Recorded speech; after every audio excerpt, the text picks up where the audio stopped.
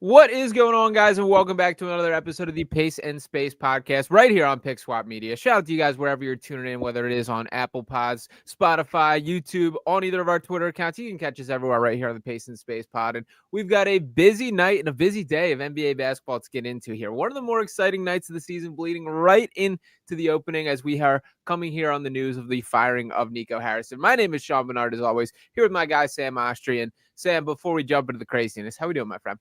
I'm great. One of the crazier nights of the NBA happened to come on a Monday night where the Eagles had to play.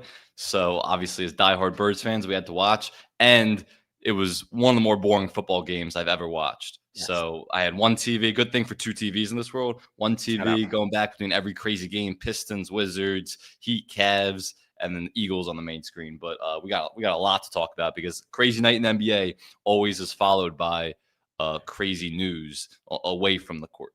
Yeah, we're getting Victor Wembanyama pull-up threes. We're getting Desmond Bane game winners here. Andrew Wiggins game winners. An incredible night of basketball. But the biggest story does reside down in the Dallas Mavericks as we finally officially have the news today that Nico Harrison has been relieved of his duties as general manager of the Dallas Mavericks. This has been one of the more, villainous figures in basketball for quite some time when you think about how the fan base has been so vocally against him, and for obvious reasons. This is a dude who's made the worst trade in NBA basketball history by sending Luka Doncic away before he's even hit his prime after taking them to an NBA Finals. I'll first start with what was your initial reaction to the firing happening right now? It should have happened the day the trade was made. And just based on everything, and we'll talk the Patrick Dubon part of it, the owner, and where the Mavs go from here. We'll get to all of that. But this firing should have happened the day the trade was made. I don't advocate for people losing their jobs, GMs, coaches, whatever. It is as justified as a firing there's ever been because Nico Harrison is the worst executive in the history of sports. And that's not hyperbole I'm using here. When you have a guy who made the worst trade in the history of sports, and we'll revisit it in a second, then you become the worst executive. You completely tore apart your fan base, your franchise, your future, everything. And what's become more clear than ever before in the aftermath of that trade over the last 8 months or so is that this was not a basketball trade at all. I don't care what people try to tell you. I don't care who tries to spin it in what way.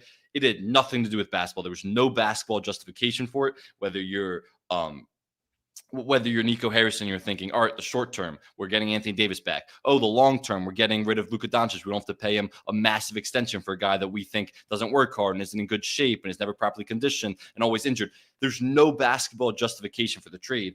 What we found out was that this was all personal. It was a power dynamic between Luka Doncic and Nico Harrison. And Nico Harrison had the ability to take the power away from Luka and his entire camp. It wasn't just about Luka. It was about his entire camp who really started to own the organization, which star players do. When you have a player of that caliber, you can bring people in from the outside. You get a traveling entourage. You get all these extra perks because you're that valuable to the organization. And all those people didn't mesh with Nico Harrison. It became personal. It was a power dynamic. And Nico Harrison said he was going to win the power dynamic. But in the long run, he obviously lost because he's out. And it's not just for this job. Nico Harrison, hurts me to say this because of his relationship with the guy over my left shoulder here, Kobe Bryant. Nico Harrison should never work in basketball ever again. What he did was such a disgrace to a storied franchise and fan base. He should never have a job within a basketball organization ever again. It's that catastrophic, the move he made. Yeah, I don't know how you shake the label of the guy who traded Luka Doncic before he even reached his basketball prime here. I don't know how you can get that to leave your resume to an extent here. And the frustrating thing about that overall picture is you're right. The Dallas Mavericks have been an organization that in many ways I've looked at as a model of a professional sports team, that they've done things completely the right way. Even the Mark Cuban era where he's running the show and having that fan sort of personality as an owner. There's a lot that I just love the way that organization ran. And even before this trade, I kind of think Nico Harrison did a pretty decent job as GM. When you talk about the finals team that he built up around Luka Doncic and bringing in guys like PJ Washington and all these Daniel Gafford, all these pieces that fit together in the right way. And then all that was tossed away. Now, the only thing that I real quick, sorry to cut you off, but real quick to that point, they also stripped their future away because Now Yeah. you're going to build around Cooper Flag. We're going to get to what that looks like. They have a first-round pick next year. They don't control their first-round picks after that until 2031. And part of that is because of the team you built around Luka Doncic. You got PJ Washington, got Kyrie Irving, got Daniel Gafford. That was, you gave up so many assets to build around Luka, and now you don't even have a future. Yeah, it's insane there. I'm certainly not going to be here sticking up for the move in itself, the decision to trade Luka Doncic. It is one of the idiotic, maybe the most idiotic sports move in NBA history, maybe professional sports history, that you just don't give up on a guy like that. The only thing that I would push back on is I don't get the firing right now. I don't understand, like, moving on from him 10 games in the season. They're obviously off to a disastrous start. The feelings are not going away, but I do feel that Nico Harrison did not just blindly trade Luka Doncic without not having the conversations behind the scenes that he's going to do this. That there was, whether it was a stamp of approval, the green light to do it, however you want to phrase it, or however those conversations went down, the Mavericks were aware that this was going to happen. The bed was made. You got to let the dude sleep in it to some extent. I would have had him at least see out this season. I Why? disagree. But what's the benefit? Because Patrick Dupont, he's the owner of the Mavs. He's not a basketball person. He's just not. So he obviously didn't understand the ramifications of this trade.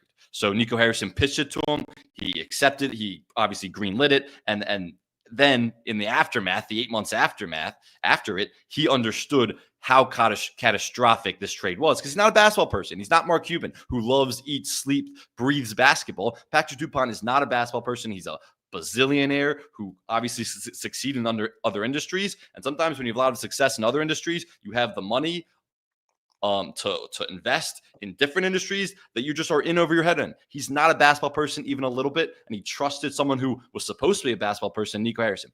But to bring it back to your point, you just got to cut ties when the time. Look, they should have cut ties after last season. But in the aftermath of the Cooper Flag deal, like, all right, give this team a shot. I mean, like, I was really low on the Mavs. I had them missing the playoffs, but most people thought this Mavs team was a contender in the West, which was absurd as it is, because I didn't understand how people could even think that Cooper Flag would be a primary creator on a good team. Well, he shouldn't have to be. He shouldn't have to be. I agree, but people thought that going into this season. So it's like, all right, give Nico Harrison this season. We'll see. Maybe there's some. It's not justification, but maybe they have a good season and we can ride this out. They've been so awful this year. They're not going to make the playoffs. It's been a disaster. And the fan base, it's so much about the fan base, because this fan base is not even. They don't even care about the product on the court right now. Their entire mission has been to get Nico Harrison fired. They are just chanting it relentlessly at every single game. And Patrick Dupont finally said, for this organization and this fan base to move on, we have to cut ties right now. So it should have happened during the offseason, but it's why wait till the end of this season and put back focus on the actual basketball being played and Cooper Flag and some of the bright spots of this team. I understand that, and this obviously wasn't going away, which is why I think the decision was ultimately made. I think a lot of this responsibility and blame has to fall on Patrick Dupont, to be perfectly honest here. That, like, I reject the notion of you didn't grasp what a big deal this was. Like, I'm sure you're not a basketball guy. This isn't your background. I refuse to believe, for a guy that owns a basketball team, who's been around Dallas Mavericks fans, who presumably is aware of what Luka Doncic is as a basketball player and as, like, a fan favorite there. There's no way that can just go over your head for how that's going to be perceived or what the reaction is going to be, because the fans have every right to be upset, man. Like, that is tearing the guy that was going to be the face of the franchise for the next decade completely away from him. And that's what sports are about, to an extent. Like, yes, of course, you want the team to be building toward a contender. I would guess, and who knows what the honest answer to this, that this is one of those, you got to give truth serum answers. But if you were to ask an honest Mavericks fan, they would rather watch Luka Doncic for the next decade in a Mavericks jersey than win a championship if it meant moving on from Luka to do that. And like, that is sort of the give and take that, like, you just have to understand as an owner, and that's a failure on him that he didn't. Absolutely. There's no question. He's the guy that greenlit it at the top level. And anybody who was involved in this or even had any knowledge of it before it went through and didn't stake their entire reputation on line of saying, do not do this, deserves blame. I'm just not putting that much. I mean, I'm putting a lot of blame on him. I don't care that much because he's the owner of the team. Like, you can chant sell the team all you want. He can't. He has ownership of the team to sell the team. So it was good on Mavs fans to be relentless with their pursuit of getting Nico Harrison fired, and they did it successfully. And Patrick Dupont made his first appearance at a Mavs game yesterday. which is crazy. We're talking about an owner who doesn't even go to his own team's basketball games. Like most owners love it. Like Steve Yeah. Ballmer, all these guys, they eat, sleep, breathe it. Even Josh Why you Harris. do it? Yeah, that's why you do it. Exactly. It's not just, but clearly for Patrick Dupont, it's an investment. That's all it is to him. He has no care for the organization, for the players, for the fans, for Dallas as a city. It doesn't mean anything to him like it did to Mark Cuban and so many other owners who actually buy teams. So the fact that last night was his first game that he even attended says everything you need to know about his relationship with that organization. I don't care that much about the factor with him because he owns the team. He's not going to sell the team. So now it's just, where do you go from here? You can put all the blame on him you want, but you can't force a sale of a team unless he does something obviously illegal or against the rules. So it's like, what's the point of even addressing Patrick Dupont at this point? I guess what I'm saying here is like this dude's a complete sleazebag meter is off the charts right now. Like even the story last night where he sat there front row with a dude in a Luka Doncic Lakers jersey and apparently talked to the dude. Like my skepticism of this story being remotely true is like off the charts. Like I kind of just don't believe that any of this naturally transpired. Like this was, I'm not saying the dude was planted in a Luka Lakers jersey, but I'm not saying that either. That I think that there was some sort of just, something. That's a PR. He knew Nico Harrison was getting fired today. Yeah. And he went to this first game of the Mavs season last night to show face in front of the fans. PR stunt. What you're describing, PR stunt.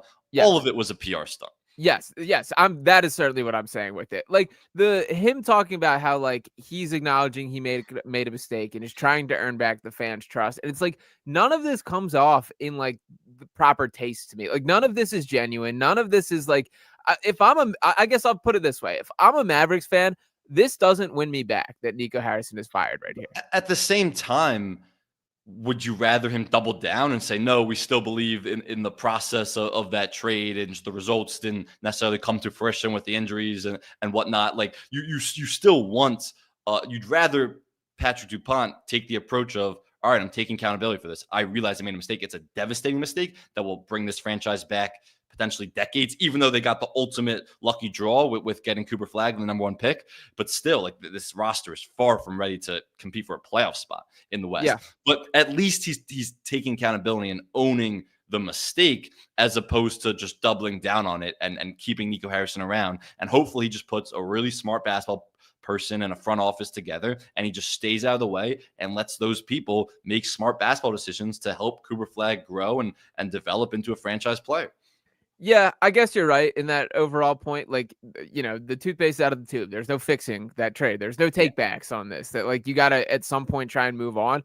I feel horrible for Anthony Davis, man. Like, I can't imagine I felt horrible for him at the time because Anthony Davis, like, he's not perfect. He has his flaws, but he's a very good basketball player and a dude that teams should be excited to have representing their franchise. And the fact that he's just been like talked about as these leftover in the entire conversation, and now like. He's going to continue to be vilified to an extent. Well, let's revisit the trade. I mean, the trade was how ridiculous it was. Is you were trading Luka Doncic for those other pieces, Max Christie, whatever, before a much worse player. Like you can say the defensive, offensive stuff doesn't matter. Their net rating, their net points, how much they actually bring to winning basketball. Anthony Davis is a significantly worse player than Luka Doncic, and that's who you brought in. But part of the justification was, this was all Nico Harrison was saying. We played the press conference when we were on the radio. Nico Harrison was saying, we're going to win in the short term now because we're building a team that's really big, and we're going to build around Anthony Davis and with Kyrie, and we're going to win in the short term. Because he believed that Luka Doncic couldn't stay healthy and was never properly conditioned. But he traded a guy who he thought couldn't stay healthy for a guy has a much longer injury history than Luka Doncic. Anthony Davis has been perpetually hurt his entire career, even if it hasn't been serious like ACL or Achilles injuries or anything like that. He's constantly hurt. He can't play more than 55 to 60 games. And then what happens the first couple games of this year? Gets hurt, and he hasn't played in a couple weeks. So it's like, this is what you traded for. Like, this isn't like some unheard of injury for Anthony Davis. This is the player you traded for, a guy who's usually hurt. So it's like, this is what you get. And that's forget about the player and how much better Luka is. You were trading him because he's hurt and he's never conditioned for a guy who's also hurt and not properly conditioned, showed up to training camp a little overweight, more than Luka Doncic ever could have been.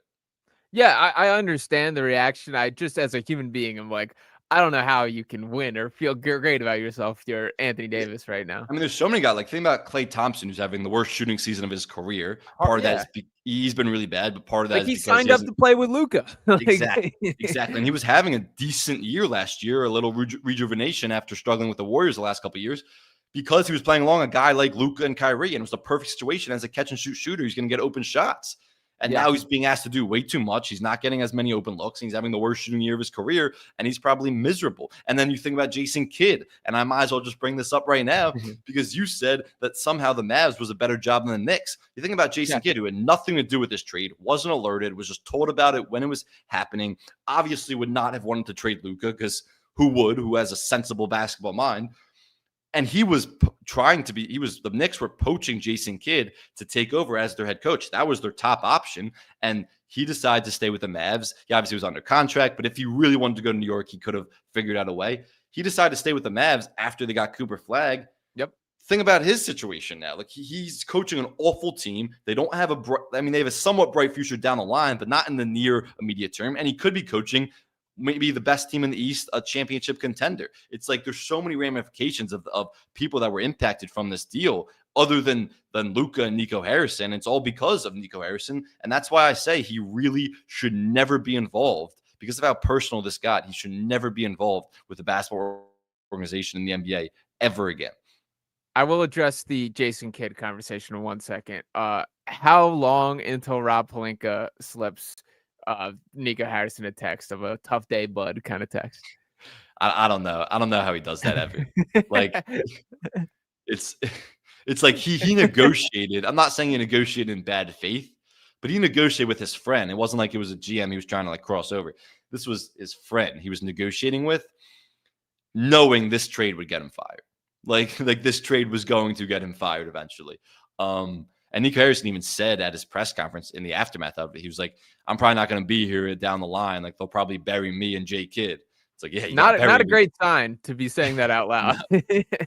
You got buried really quickly. So yeah, I mean, Rob Pelinka, Nico Harrison is the most impactful executive the Lakers have had in years. I mean, any championship that the Lakers might win with Nico Harrison or with Luka Doncic should be credited to Nico Harrison, not Rob Pelinka. He got an absolute gift because remember, the Lakers were set up for complete failure in the next few years, and now they just got gifted a lifeline where they're going to be set up for the next decade. Yeah. The Jason Kidd conversation, I think we're approaching this at slightly different angles here. I do think the Mavericks are a more desirable job because if he took that Knicks job, you are thrown to the wolves. You are in the pressure cooker of the NBA, everything on the line here. Jason Kidd could do the worst coaching job in the world this year and is getting pretty close to that theory, I might add. And there is no heat on him whatsoever. That extends beyond just the year. The leash is incredibly long for him. And when that leash starts to narrow, you got Cooper Flagg to build around and a chance to actually build out a competent basketball roster. There's still talent on this Mavericks team. I still think that he could pull a rabbit out of his hat and this team could be frisky in the play-in or whatever the case may be when they get Kyrie back and get healthy here. I just think the fact that you have pieces, you can still coach. This is still high caliber talent, even if the pieces don't all fit together, which is another indictment on Nico Harrison. You have very little pressure and still a chance to succeed is why I view this as a more desirable job. Of course, there's more pressure in New York just because of the market, it being New York. Also because they happen to have a championship level team, that they expect to at the very least, make the finals this year. But isn't that what you want? Like, do you want that? You get into coaching to win championships. Like, obviously, he wants to win at the highest level. You're going to take the best roster. Like, you think about Steve Kerr back in 2014. He had offers from both the Knicks and the Warriors. And he looked at those teams and he was like, this Knicks team is not set up for success in the future. This Warriors team and this roster, I absolutely can be, and I can reinvent them. And he's been there for over a decade and has won 4 titles. You want to coach the better team because it gives you a better chance to win a championship. So yeah, of course there's more pressure when you have the better players. But I think Jason Kidd, if you revisit that, he would probably go 4 or 5 months ago, and he knew what the future would hold and what this team would look like. He would probably say, yeah, I'd rather be coaching the Knicks. So I guess this is more of a just gauging your feelings on Anthony Davis at this stage of his career. If you're to combine those two rosters, so Jalen Brunson's the best player out of their whole rosters.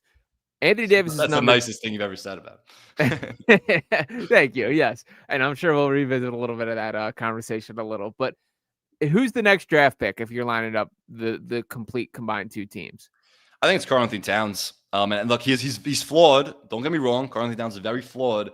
Anthony Davis can't stay healthy. And when Anthony Davis was your second best player, and with the Lakers, and everyone wanted LeBron to give him the mantle, but he wasn't capable of taking it. Correct. Lakers weren't above a 7 seed the last 3 seasons that he was in LA. Like, he can't be your best player. I don't even think he can be your second best player. He's such a defensive stalwart, but he's never healthy. He's never available. He has real offensive limitations. I think it's Karl-Anthony Towns right now, and I can't say Kyrie because who knows what he's going to look like at his age coming off an ACL surgery. Yeah, and Cooper Flagg will have his moment to shine, but I don't think quite there yet. Yeah, it's not there yet. I'll also, so I guess, and that's kind of what the debate boils down to, is I think it's Cat or AD in this conversation. I still lean AD because I like when he is at his best, he is one of the 10 best players in basketball. You just get that not very, very rarely that we do see that, and it's becoming increasingly rare. Like, I think I forget what the exact number is for what he's missed since coming to the Mavericks, but it's over 80% of his games, man. Like, that's not ideal. Like, you can't deal with that as a franchise there. So we'll see how that overall falls. I do want to ask about like the short and long term of this Mavericks team beyond just obviously firing Nico Harrison. Like, what's next? Like, how do you fix this season? Try and get the train back on the tracks to an extent. I think you have to consider trading Anthony Davis. Yeah, but what can you even get? The thing is, like, I don't know about this season or by this deadline, but at the very least in the offseason, there will be a team that takes a chance on Anthony Davis. Just a contending team that like it needs a big that maybe I'm trying to float ideas around in my head. Like, maybe it probably won't work with the salary caps, but maybe the Cavs fall short this year and they want to pair Evan Mobley alongside an Anthony Davis instead of a Jared Allen. And they would also have to ship out Darius Garland. But like, if the Cavs lose to the Knicks in Eastern Conference Finals, they might start thinking about tweaking some things with that roster and with that starting unit. So like, maybe there's a pairing there. I would love to see Anthony Davis, Evan Mobley. That would be electric. I think you have to trade Anthony Davis and get back some of those picks that you lost with the Kyrie Irving trade, with the PJ Washington trade, and the Daniel Gafford, all those that you lost, all those picks. You don't control them for a bunch of drafts in a row, your first round picks. You have to get some of those assets back to help build around Cooper Flagg. Your biggest priority is a point guard. Like, Cooper Flagg's had a up and down rookie season so far. He was great last night, but he's been at his best this season when he's playing alongside a point guard, whether that's D'Angelo Russell, who Jason Kidd doesn't trust to play more than like 22, 23 minutes a night for good reason. But he's at his best when he's playing alongside him because he can't be a guy that's organizing the offense, especially this early in his career. He needs a true point guard to play alongside, and that's when he's been at his best this year. So Cooper Flagg needs a legitimate point guard. I don't think Kyrie Irving is a long-term answer, but he is the theoretical player that Kyrie Irving could be before his ACL injury, would be a good fit alongside Cooper Flagg. So all this long-winded answer to say that I think you have to trade Anthony Davis and just start building and tear this entire thing down and start building around Cooper Flagg. Yeah, I think absolutely. As far as the Cooper Flagg conversation, it's a disservice to the kid the way that they're asking him to play point guard and like generate the way that he is. That's just not who he is as a basketball player and never has been. And I get like Jason Kidd basically did the same thing with Giannis as far as make him a point guard when he very clearly wasn't. They're so different players. Yeah, they're so different players. Like Giannis, I understand that because look at the effects of what we're seeing of it's just drive and kick basketball that you want to space the floor, allow Giannis to get downhill and make passes when they throw doubles or guys are open there. That's not going to be how Cooper Flagg plays, man. Like, it's just not. He's going to be a guy that is going to make his presence felt defensively, that can, take guys off the dribble when the moment's right. They're just completely different. Like, Giannis is this, like, brunt force in a way where there is a little bit of finesse to Flagg's game in addition to that. So, I don't know. I just don't think it's a coaching staff or system thing with how they're using Cooper Flagg. I think it's a necessity thing because they don't have any point guards on this roster. I mean, you're asking Nico thing.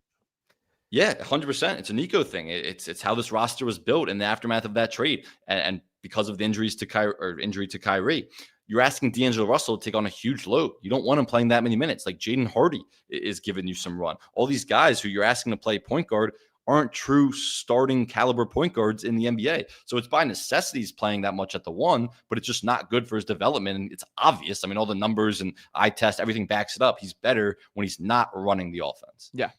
And how sick would have been? Would be my last Nico Harrison conversation here. If I was him, I would have not gone to that meeting, man. The fact that we're getting news of that they're having this meeting at 10 a.m. to fire Nico Harrison. If I'm Nico and I'm scrolling Twitter and seeing that, I am not showing up for that thing. I'll tell you what. Yeah, well, it's funny because they created a tunnel at the Mavs stadium for him to funnel in and out of his seats, so he wouldn't have to interact with the fans. Mark Stein reported that earlier this week because Which is of lame. yeah, but it's also because somewhat safety related, because how brutal and vicious the fans have been towards him. Which, as long as it's not violent, it's deserved. But yeah, so the whole situation is just funny and awful for Mavs fans. But finally, I'm glad from their perspective, they can move on and begin to look in the new direction and new era with Cooper Flagg as your guy.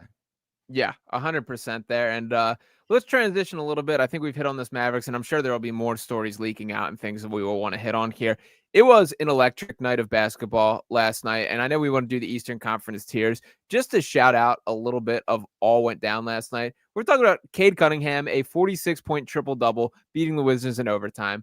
Desmond Bane, a game-winning three over the Trailblazers, which was so necessary for that Magic team. Victor Wembanyama, back-to-back clutch three-pointers against the Bulls. Donovan Mitchell, a clutch three against the Heat, which is followed up by an Andrew Wiggins game winner there. And Grayson Allen dropping 42 points, by the way. Also, James Harden, I don't know what happened with that final shot and his selection in that, but he did play an excellent game outside of that. Anything in particular you want to touch on for the league last night before we get into the Eastern Conference tiers? It was all awesome. I mean, that Cavs Heat game I was paying a lot of attention to. That was just some of the worst defensive coverage. I mean, it was an electric game, but some of the worst defensive coverage I've seen. First off, how do you leave the rim unprotected? I mean, it's 0.4 seconds. Theoretically, you can do a catch and shoot, but you're not worried about a catch and shoot. How do you possibly leave the rim unprotected? You should have Evan Mobley at least, or anybody under there. I mean, even if it was a smaller guy, you have to have somebody. You can't leave the rim uncovered. And it was a good play design by Eric Spoelstra where they used that elevator screen as the decoy, and then he turned around and set that screen for an alley-oop at the rim. But Sam Merrill has to switch that at the very least. I mean, it was a miscommunication. I don't know what their coverage was coming out of the huddle, but like that has to be a switch. There's no reason that you wouldn't switch that for a guy going to the rim. And I guess there was confusion based on the elevator. So it worked. But it's just to interject there, like I'm just having Evan Mobley stand by the rim with 0.4 seconds left. Like I forget man-to-man coverage there. Just that's all you're worried about to an extent. That was just some of the worst defensive coverage I've ever seen on a final play. Like even a few years ago in that playoff game when DeAndre Ayton had that lob, remember that when there was like 0.6 seconds or something over from the back, right? Exactly. Yeah, it was a baseline play. Yeah, but that was just a sick play where he just kind of like dunked on it or dunked on the defender. The rim was covered at least. Like, how do you just leave the rim unprotected? That's obviously everyone knows involved that they made a mistake, but that was a great game. Yeah, 100%. It was all excellent stuff last night. Well, I think let's touch on Cade real quick. Just last night's game, because it feels like it's 50-50 on whether he played a good game or not, because he scored 46 points. That's insane, right? 45 shots, though, is the most misses in an NBA game in the history of the league. So he obviously missed a lot of shots, wasn't efficient, but I didn't watch it live. I went back and watched it this morning. He was amazing in the final 5 minutes and overtime, which excuses some of the bad shot selection and just the bad play from the first three quarters. I'm not saying there was awful shots, but he was doing a lot. And this Pistons team is really hurt. They played a lot of games over the last week. They had 6 rotation guys out last night. 6 rotation guys out last night. So he had to carry. And so I'm not saying he played a bad game through the first 3 quarters, but all of it, whatever you thought about it, was completely erased because he was so good in the final 5 minutes and overtime. And the Pistons have been the best clutch team in the league this year. And it's because Cade Cunningham has been the best clutch player in the NBA. He leads the NBA in clutch scoring this season. So he completely took over that game. And it was really impressive to see from him. But again, 45 shots to get to 46 points is a lot. And I will ask you, trivia real quick, who since 1983-84 has attempted the most shots in an NBA game? Do you know who and when? It's got to be James Harden, right? Nope. Most shots in an NBA game. 50 shots. 50 shots. I thought for sure I had it with Harden. Who is it? I don't know. It was Kobe when in his finale, when he attempted 50 shots. He was Right. I should have known that. Yeah. 23 for 50, had 60 points on 50 shots in his last game ever. That's a good pull right there. That was an electric night, that last Kobe Bryant finale Sure there. was. I will also note Cade Cunningham last night, not only the most missed field goals in NBA history, but he became the first player in NBA history with 45 plus points, 10 plus rebounds, 10 plus assists, and 5 plus steals. And Sam Oshtry, I also gave you a little bit of homework on this last night. I watched every single miss of Cade Cunningham last night. How many of those did you view as bad shot? It's tough. Like, what does a bad shot mean for someone that great, right? Like, a contested shot isn't necessarily a bad shot. Like, there was a few like one-handed push floaters, but they weren't like bad shots. Those typically aren't the highest percentage shots. You don't want a lot of those in your shot diet, but those also aren't bad shots for a guy as talented as Cade who can make those. So there was a few. I didn't think he took a lot of bad shots, but he was definitely missing a lot of shots. Sure. Like he was definitely missing a lot and wasn't playing particularly well based on that in the first 3 quarters.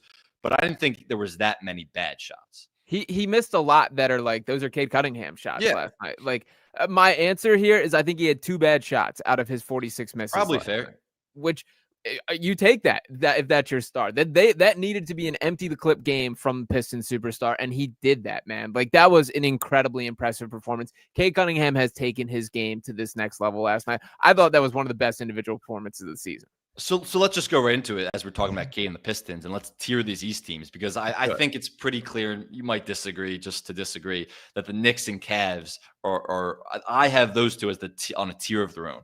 Do you have the Pistons on that level? And where, if not, do you have them on a tier below? Where do you have the Pistons exactly?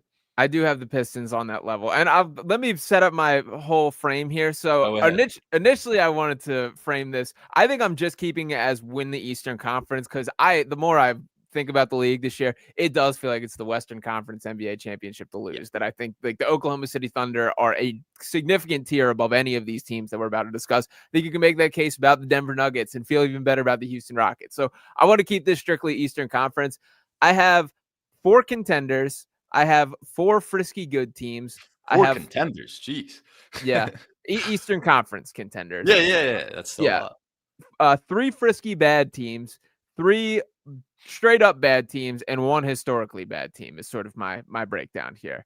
My contenders that I do have the Knicks and I do have the Cavaliers. I have the Pistons, and I'm keeping the Sixers in that list, man. I think that I get the obvious pushback. Like, all those reasons are still there. There's just so many like diverse ways that they can win games, and I'm seeing the vision, and there's still everything that needs to add together. But they're way ahead of schedule from what I was braced for at this part. I get they're 6-4, that they've taken a little bit of step back. They have some execution and crunch time issues, but I think they're all fixable problems. I think they're only going to get better when Paul George returns to this, when Jared McCain figures out whatever is going on with his brace.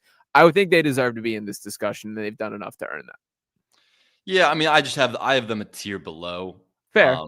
Because they haven't beat any good team this year. Like the Raptors are a solid team. They could sneak in the playoffs, probably the play-in. They're not a good team like the Celtics, who they beat earlier, and then they lost them again, and then they play them again tonight. 3 Celtics games in the first month of the season. The Sixers have. Why don't they save those for later in the year? Bulls any good? The Bulls, again, a good team. Like, I think this, but see, I have the Sixers on the same tier as the Bulls. So, like, I'm not putting on the Sixers on the level of like the Knicks and Cavs and maybe even Pistons, who they played the other night and obviously lost. Joel Embiid didn't play.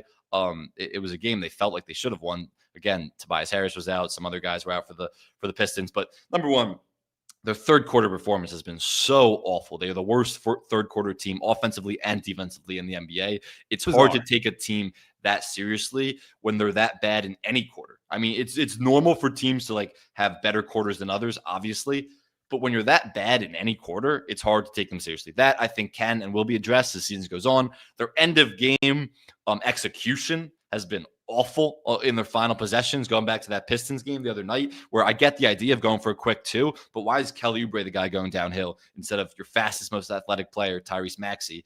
And the angle, dude, like what drove me crazy is like Kelly's got no chance of getting downhill the way that was drawn out. And I don't know if that's on Andre Drummond, like not coming to the right spot, or if Nurse didn't draw it up right. But like, would you do the slow breakdown? Like I even tweeted this out if I can find it real quick.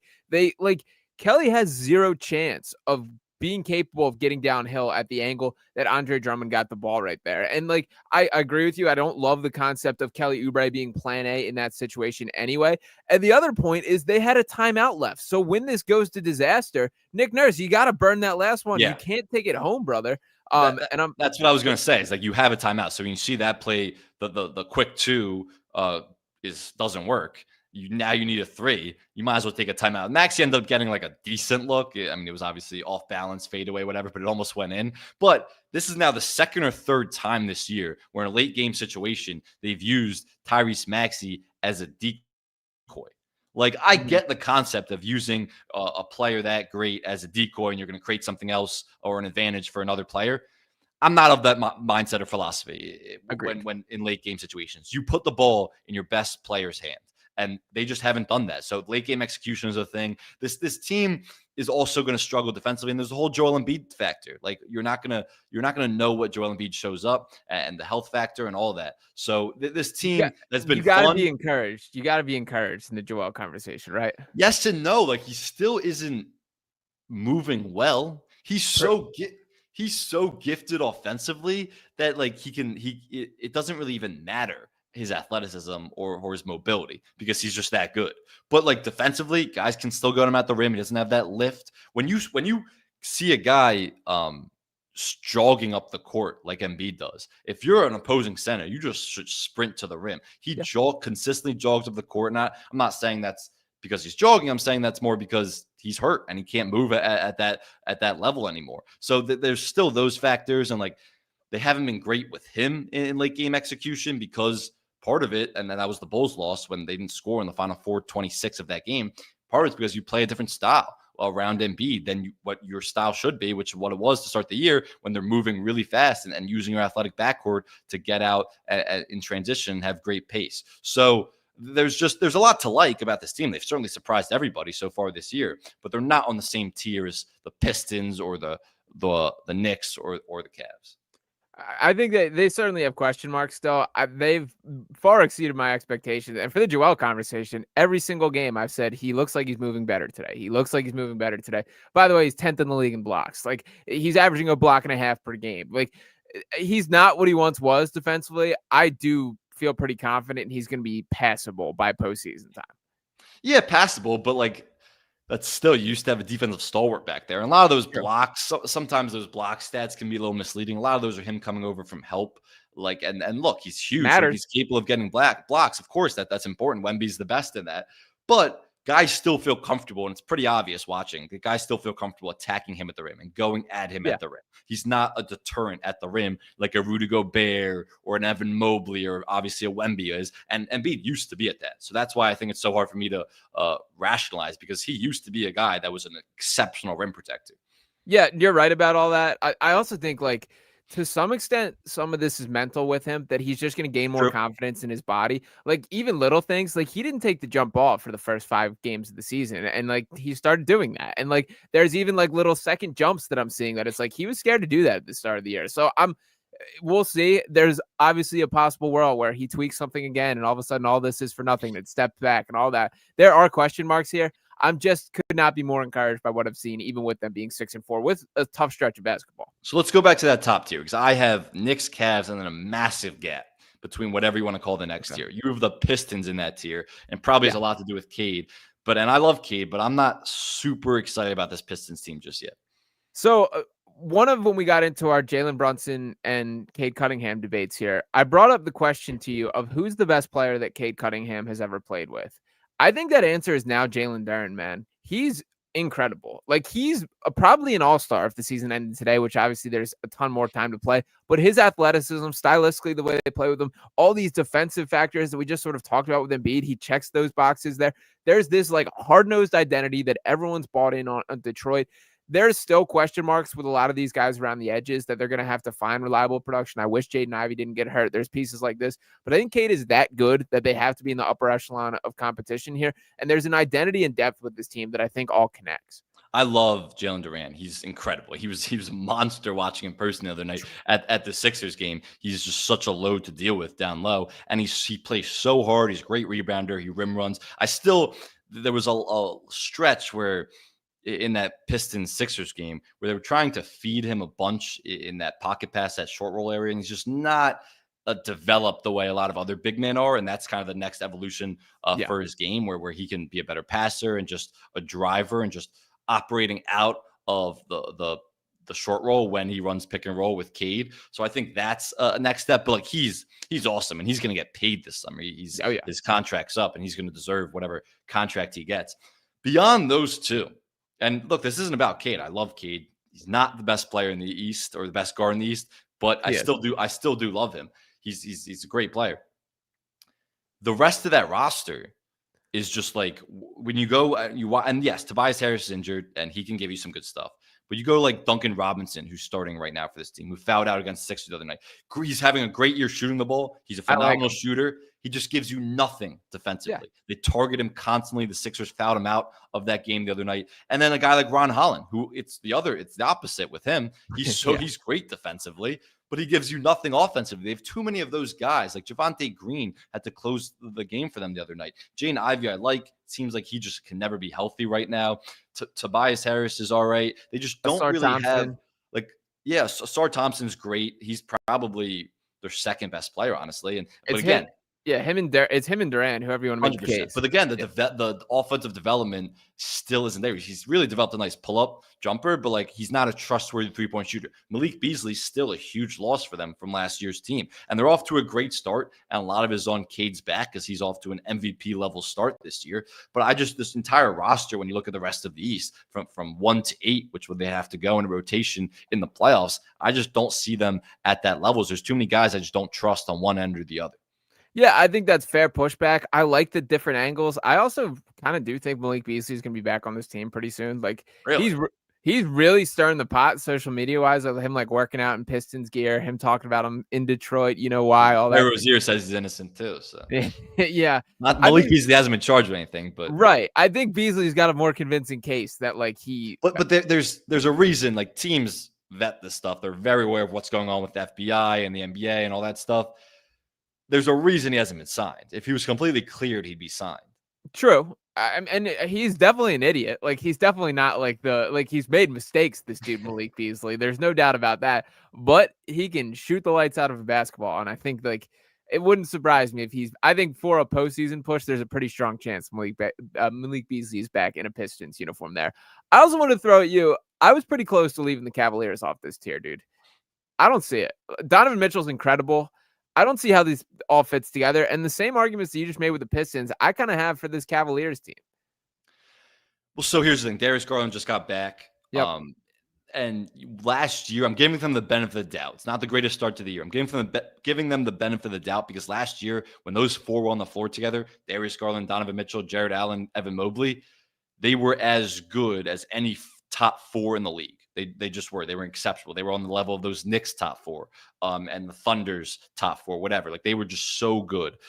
And part of what made them great last year was their bench. They haven't had that this year because number one, Darius Garland's been injured, so that takes away from some of the bench when those guys have to play more minutes. Max Strus still hasn't played. Hopefully he'll be back in the next couple of weeks, but that's a huge bench piece for you. DeAndre Hunter's been in and out of the lineup.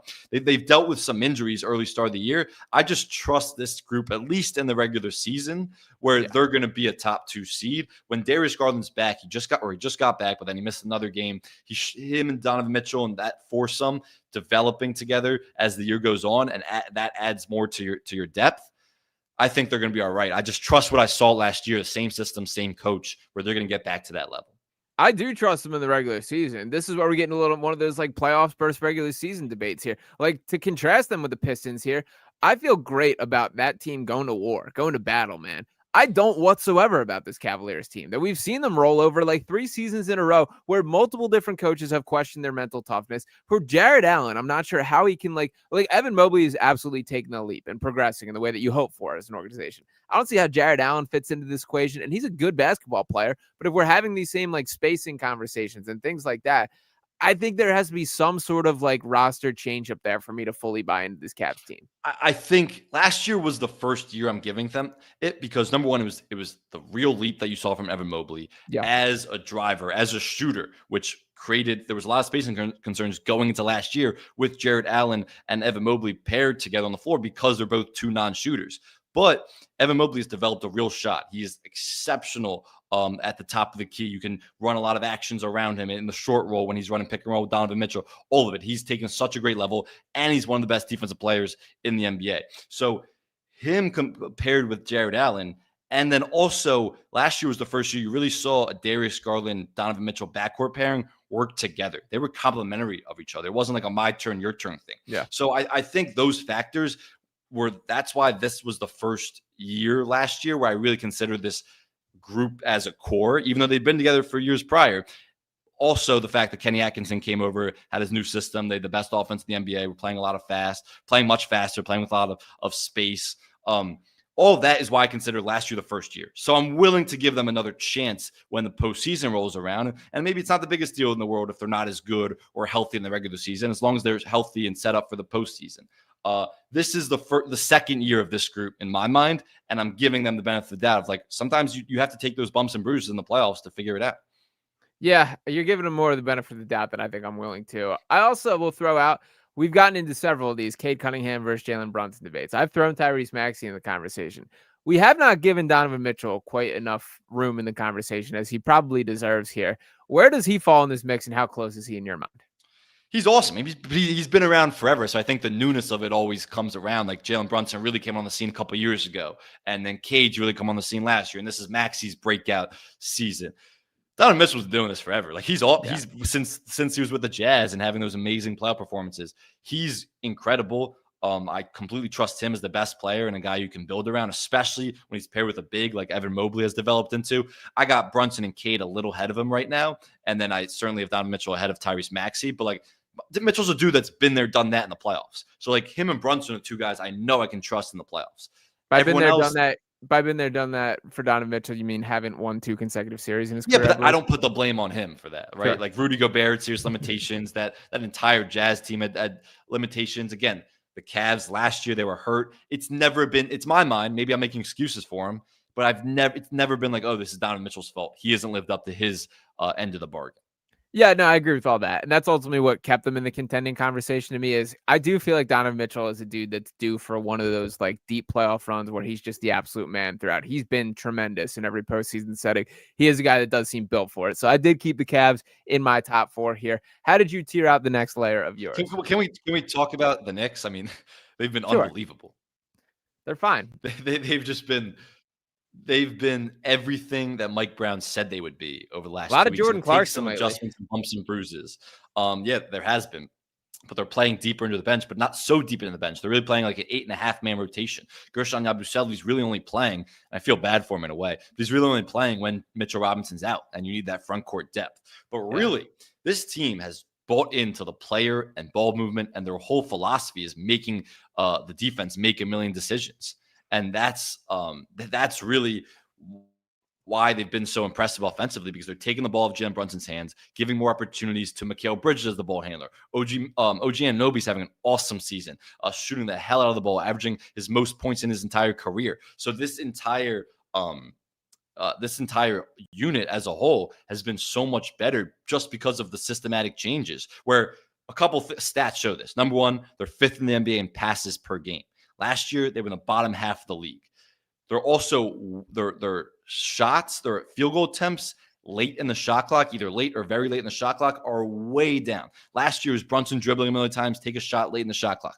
They're getting into their actions so much earlier this season. Another stat is they're 2nd in the NBA in open threes made per game. Because of how much they're moving, player movement, ball movement, playing with pace, they're creating so much more open looks. So this is the offense that Mike Brown envisioned. Everyone's finally getting their touches. It's a complimentary offense for all guys. Josh Hart is also playing really well again. And look, I love Josh Hart. Dude can't feel his hand, dude. I know, but he's still playing really well. Since then, he's like 7 for 11 in his last 11 threes. Look, part of the problem with the Knicks last couple of years was there was too much Josh Hart. And I like Josh Hart a lot. He's a winning player. Every team should want a Josh Hart. He's an exceptional role player, but he's a hustle. He's a grit guy. He's going to be a great rebounder. He can defend 1 through 5. last couple of years, there was too much Josh Hart because of his limitations offensively. And if he continues to shoot like this, the Knicks are in luck. I don't really think this will last. I think he'll get back more to his like 32, 33% from three. But Josh Hart's playing really well, and he's a guy who should be coming off the bench, and he is coming off the bench for this team. So that's a great spark for the second unit.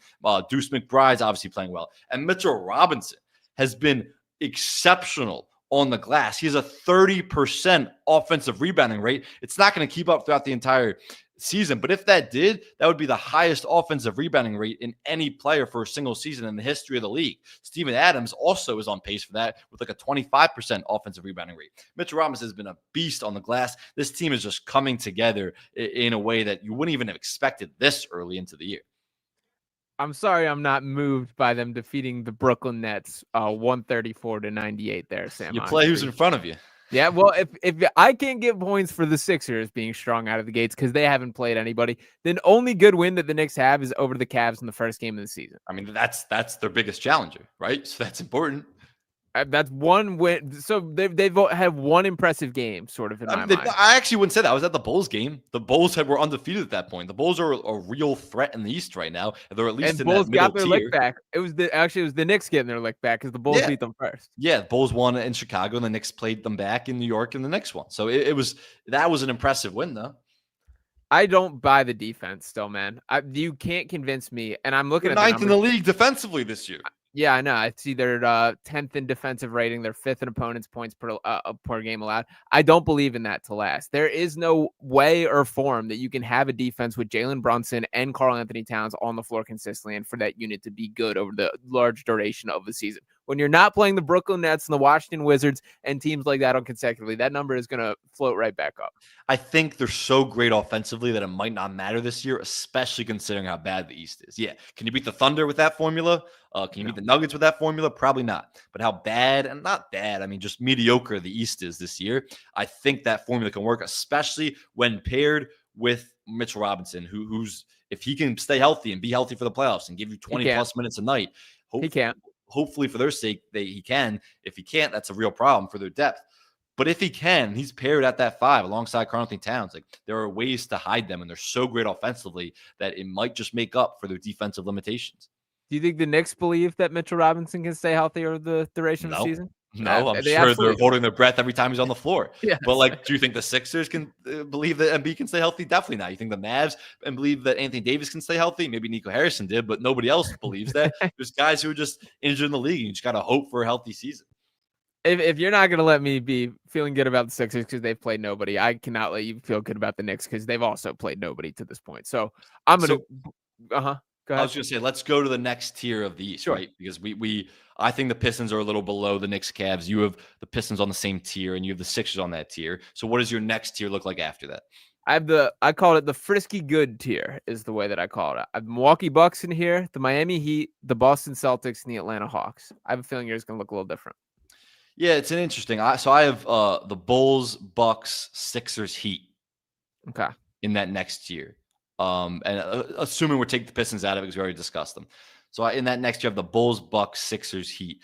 I've been impressed with the Bucks. Defensively, they haven't been great. Shout out Sean Bray, Sixers versus OKC in June. I love it. I like that header too. Defensively, the Bucks have really been struggling, and this is like Giannis. It's the Giannis show. He has to do everything. He has to create everything for them offensively, whether it's assists, potential assists, getting downhill to create open shots for different guys. Ryan Rollins is playing really well, even though his last couple games haven't been as good. I like this team. It's just too much reliant on Giannis, and their defense hasn't been great recently. Guys can score at the rim pretty easily, even though Miles Turner has been a pretty good addition. Where do you have the Bucks in the conversation? I just think Giannis might still be that good that he can carry this team to an entire playoff run. So I could not throw them in contenders, but I do think they're frisky good. I get the vision for just surrounding him with shooters. AJ Green's one of the best shooters in the league, straight up. I think he's still shooting over 50% from 3. We're now 10 games in the season here. He lets it rip. And it's impossible to defend as an opposing team when your decisions are, do you throw two at Giannis or do you stay spaced on shooters? And you either allow Giannis to drop 45 a game and foul out your best defender, or that you're living and dying with those guys shooting threes. And I think those guys are good enough to knock down consistently. So they're not perfect. I wish they were better defensively, but I feel pretty good about this Bucks team and did not think I would remotely be talking about them like this. Sell me on the Hawks, because I have the Hawks outside this tier and you have them in there. Yeah. I like Jalen Johnson. I think Jalen Johnson is going to make them. I think he's their best player. Well, that was kind of where I was heading towards this, is I think in this stretch without Trae Young, is their entire identity is going to begin to shift a little bit. And it's definitely noteworthy that they have not paid Trae. Ricochet, I'm kind of surprised that he's definitely leveled up his game and showed me some things in recent weeks here. I like just the depth of talent. They're going to overwhelm teams with just their size and athleticism. And I think that plays in today's NBA. And I think that plays against each of these teams that we've sort of already talked about. Trae Young's also shown that he can be the baddest man in the arena when the lights are bright. And I think in a postseason setting, that does matter to an extent, that they're still going to need him to be a part of the equation. Just the combination of long athletic defenders that can swallow you up with guys that can shoot the basketball here. I'm intrigued by this Hawks team. I think they're frisky good. I had the Hawks, as you know, in the conference finals. I hadn't been super impressed with their start to the year, so I bumped them a little outside that tier. Here's why I've been paying super close attention to the Hawks. This is a super important stretch for the Hawks and their future with Trae Young. He's obviously missed the last week or so, and he's going to miss the next few weeks with this knee injury he's dealing with.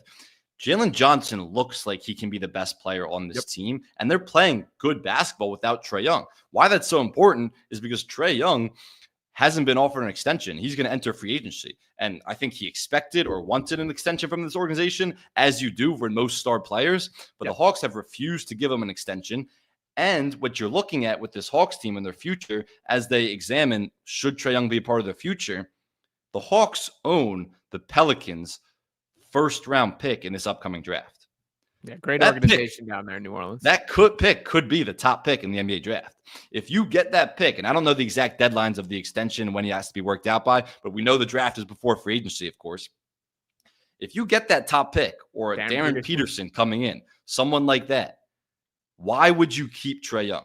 Why would you stay with Trae Young and try to build around this guy who he's a great player? He's shot selections improved the last couple of years. I think his playmaking's really improved. He's averaging career high in assists last season and this season.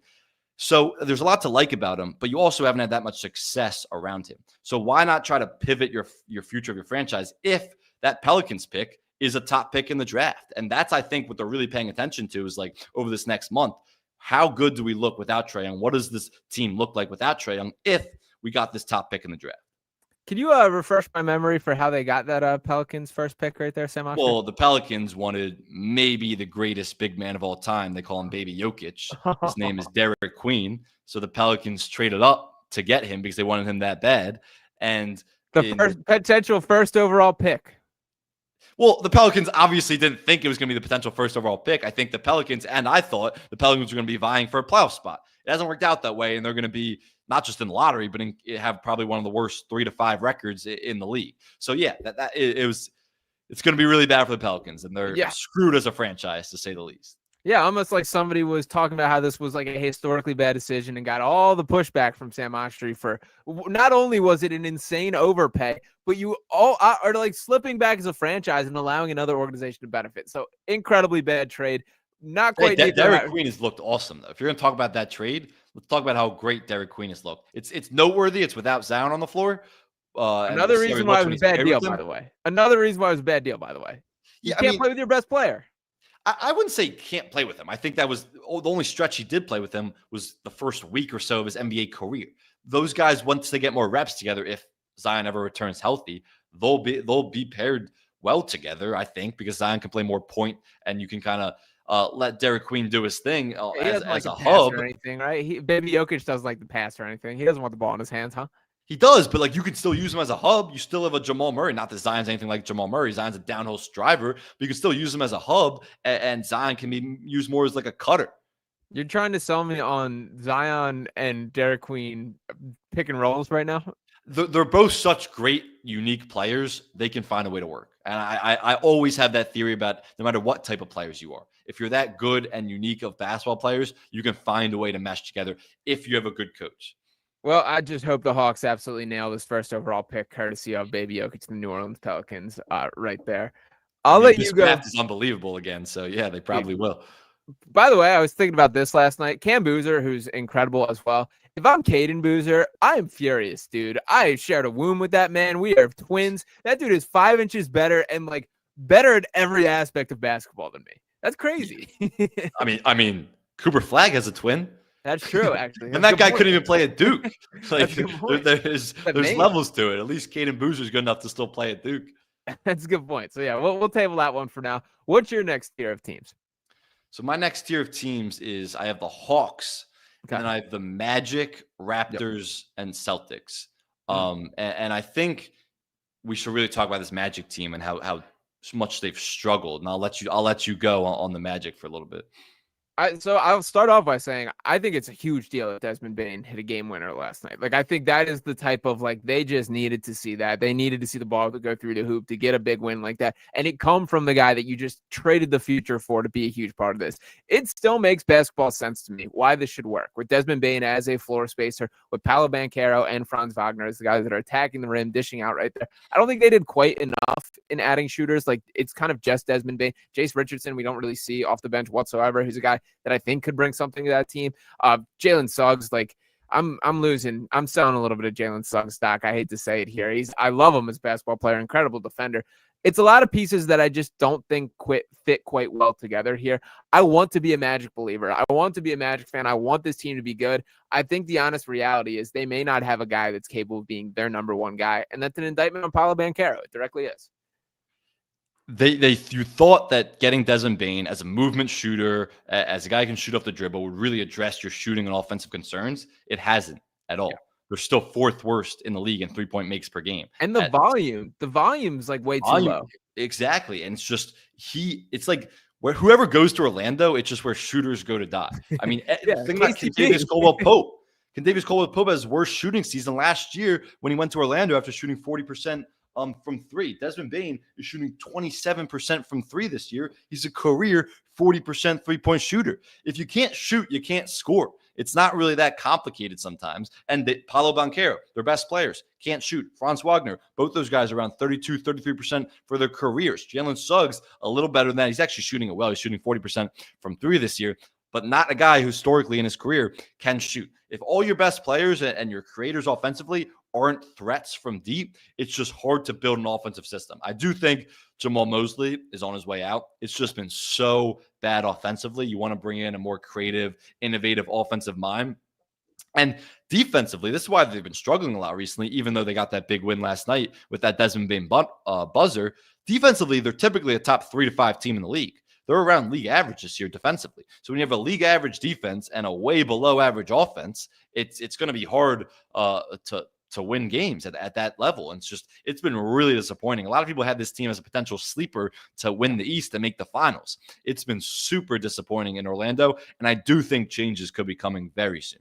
Yeah, and Bane can defend, by the way. Like, that's not a guy that should be taking your defensive stock down like that. And if you watch a Jamal Mosley press conference, he sounds like a dude that knows his days are numbered, man. Like, there's a clip the other night after they lost that they asked him, like, I think the question was about his rotations and not working. I forget exactly how it was phrased, but his response was just, we turned the ball over this many times. We missed this many shots. That has zero to do with rotations. And it's like, yeah, this dude does not seem like he is buying into this Magic team as a whole. So it's been disappointing. I wanted to like this team, and I think it's going to get worse before it gets better here. I'm with you. Let's go to are you not a believer in the Heat? I had the Heat in my frisky good category. I am buying in. Norman Powell rules, man. The Clippers, massive mistake to let him go. He's the real deal, the man. I said that the second it happened. I was like, this is a dumb trade. And we'll get to the Clippers when we break down the West on Thursday's show. But this Clippers team is awful, and they're really missing Norman Powell. Yeah, 100% there. So yeah, I'm kind of buying into this Heat team. I appreciate that they're keeping their foot off the gas in a way that they are on the gas in a way that they haven't in several seasons from a regular season perspective. So I have them in the frisky good. The biggest disagreement that I would pop up with in that last category, you got to sell me in the Toronto Raptors because I don't see the vision whatsoever. I don't think they're going to make the playoffs. they're playing better basketball. Like, I got to look at their numbers over the last few games, but they're playing better basketball, and they're number one, relentless ball pressure defensively, which is working to a degree. In the beginning of the season, they were just throwing a lot of like jumbled double teams at people, and it wasn't really working. But their relentless ball pressure has been impressive. Number two, offensively, like, it's kind of working. Like, with even though they have a lot of guys who operate in the mid range, like Brandon Ingram, Scotty Barnes is playing really well. Emmanuel Quickly, it's got like good players who are really overpaid, and they're a team that shouldn't be in the second apron, but they are. But they look like a solid basketball team in the East. That's not that good when like the Celtics are your competition that you're vying for those last spots, either in the play-in or potential playoff spots. Like, I just think the Raptors have looked pretty good this year. They're wildly inconsistent. That you can That's catch true. them for a stretch where you're like, okay, I see it. This team looks pretty good. You also can catch them for a stretch where you're like, this team might not win 15 games all year. Like, and that even happens over the span of games. Like, there's stretches in games where they look super connective defensively and things are clicking, and then stretches where they look like a JV basketball team. So, my biggest like concern with the Raptors, I think they're a team built up of players that are built to be third best players on actual contending teams. I think that needs to be a conversation on who even is their best player. It probably should be Scotty Barnes is the answer there, but I don't think that's really a reassuring answer because I don't see like he strikes me as the Aaron Gordon archetype where he'll find his full form as a basketball player when he's not trying to be the guy there. I don't know how that resolves itself in Toronto. I don't see the vision with this team. Yeah, when you're talking about them as a contender, I'm with you. Like, it's not like it's a bunch of guys who should be the third best player on a really good team. But we're not talking about them as a contender. We're talking about them getting into the playoffs in that tier where I think they're still on like the Magic and Celtics and that tier. They just went through a stretch before they lost to the Sixers the other night. They beat the Cavs. They beat who else did they beat? The Bucks and the Hawks. Like, that's three really good wins against good East teams that theoretically should be ahead of them in the standings. So I think this team is better than people are giving them credit for. And they didn't start out the year playing well, but they've been playing good basketball since. I had in my frisky bad category the Chicago Bulls, the Orlando Magic, and the Washington Wizards. I had the Raptors below that. The Bulls deserve more credit than frisky bad, I think. I think the Bulls should be even higher. If Josh Giddey is the best player on your team, you're not winning 2 consecutive playoff series. Josh Giddey's an all-star this year. Sure. Oh, yeah. You're not winning 2 consecutive playoff series. I'm not saying that, but we're talking about the lower tier of the East. Well, there are only 2 teams that win 2 consecutive playoff teams in each conference. We're talking about the lower tier of the East. Josh Giddey's an all-star this year. Like, we've talked about him a bunch. He's incredible. He's developed a 3-point shot that's opened up so much for his offensive game and the Bulls' offensive game. They play so fast. They don't let defenses get set. They love to get out in transition. And Kobe White hasn't even played yet. Like, Nikola Vucevic has been great. Matas Buzelis has been awesome for stretches. We definitely need more from him. But we both are holding a lot in his stock. But again, Kobe White hasn't even played. When Josh Giddey and Kobe White were on the floor together last year, over the last couple months of the season, the Bulls were great. Those are guys who can complement each other really well. So I'm high on this Bulls team. I'm not saying they're going to win the East or even a sleeper to win the East, but like, they're going to be in the playoffs. They could be a mid-seed team, and they could even surprise people and win a playoff series. I think this team is better than any bad label that you could give. Okay. I think there's a chance that the wheels fall off in the second half of the season, that they're right back where they belong in the play-in sort of range. Like, maybe it's possible. Like, they could be an injury or 2 away from that. But I think they're right there with the Bucks and like the Sixers and Heat. Like, we saw it the other night. They beat the Sixers. I mean, they beat them. It's regular season. A lot of things. They beat the Knicks too, Sam Oshtry. So they did, yeah. And that's an impressive win for them. I'll close with my bad section here. I kept the Charlotte Hornets in there. I have the Toronto Raptors. I have the Indiana Pacers, and I have the Brooklyn Nets in their own tier of potentially historically bad because that's how I think things are trending there. Any objections? No, I'm with you. I actually put the Nets in the tier of their own because they didn't deserve to with anyone else. The Hornets are like fun bad. True. Con Kniple's been awesome. Yeah. Like, he's awesome to watch. Like, how he operates coming off screens, whether it's a curl, he's a slippery. flare, whatever it is. His technique, his footwork, everything. He's obviously an electric shooter. He's a connective player, constantly makes the right play. He hasn't been bad defensively. He's not getting like targeted. Even when teams try, like, he's holding his own defensively. I've been super impressed with Con Kniple, and obviously LaMelo has missed a couple games here, and the Miles Bridges and Brandon Miller. Like, they should be better than they are, but they're always going to be fun to watch. So they're like in a fun bad tier, I'd call them. And then the final tier is the Nets. Like you said, they do deserve a tier of their own. They're could be one of the worst basketball teams we've ever seen. Yeah. I think like legitimately, like they have a chance. They might be gunning for like an all-time record for losses. And not only are they bad, which by the way, the primary reason for that, another hat tip to the intentionally tanking front office to just pair Michael Porter Jr. and Cam Thomas together, but they're bad. And they don't even have room to try out like any of the 5 rookies that they drafted first of all. Like none of those guys are getting enough minutes. They should. They should though. Like, it's not that they don't have room. Yeah, I think it's more that they don't trust them right now. Like, Danny Wolf was injured, now he's healthy and he can't see the floor. Igor Demon was injured at training camp. He's healthy now. He's not playing as much as you would want. Ben Serif was starting to start the year, but he wasn't playing particularly well. It's a lot of pieces that you're not. Like, you don't have trust in, which is like, I get not having trust in rookies early on, but you literally are not capable of winning any basketball games right now. It's like, why not just put these guys on the floor, let them make mistakes, let them learn from those mistakes, because you have nothing to lose. You're going to have the worst record in the NBA this year. So it's been, I mean, not that I've caught too many Nets games, but the ones I have been super ugly and super just weird how they're playing the rotations. But now Cam Thomas is out for an extended period of time. So it's like those guys should have more of a role. I know there was the joke running around how Michael Porter Jr. had been leading the team in assists. I just jumped on their stats to fact check if that was just true. And that has changed. If you had to guess who's leading the Brooklyn Nets in assists, who would you guess? Igor Demon? Nick Claxton. Wow. That it's bad, man. That's a guy who should be on a contending team. Yeah, I like Claxton. Good player. Yeah. But also, like, what's the point of him being there if that's, this is the state of the team? So I don't know. I think we're in agreement here. They deserve to be in a tier of their own. They're just very clearly gunning to get one of these Darren Petersons, Cam Boozers, however things shake out at the top of the draft. It's going to be electric to watch how this breakdowns. AJ Dubance, obviously the other guy, sort of that top 3 mix there, and a couple other guys I think could sneak in there. It's going to be a great pre-draft process for all of it. But let me give you stat of the day before we wrap up. We started the show talking about Nico Harrison and the Mavs and where they go from here. I want to contextualize how awful this Mavs team has been. They have the worst adjusted offensive rating, according to Basketball Reference, in the NBA since the 2015-2016 76ers, a team that won 10 games. 10 games. That's how bad this offense has been. And that went up a little bit after last night because they played decently, even in the loss last night. But that's how bad this offense has been this year. Yeah, Cooper Flagg maybe should not be running point, man. It's bad for everyone. So good stat right there. Good pull.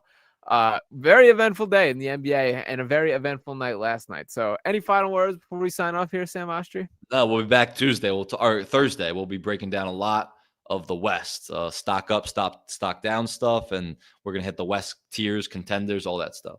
Yeah, plenty of exciting stuff that we will be getting into here. So make sure you're dropping a subscribe button wherever you are listening at. Appreciate you guys for hanging with us today. Make sure you tell your friends. Tune in on Spotify, Apple, wherever you're listening there. Appreciate you guys. We'll be back talking to you next time right here on the Pace of Space podcast on Pick Swap Media. Peace.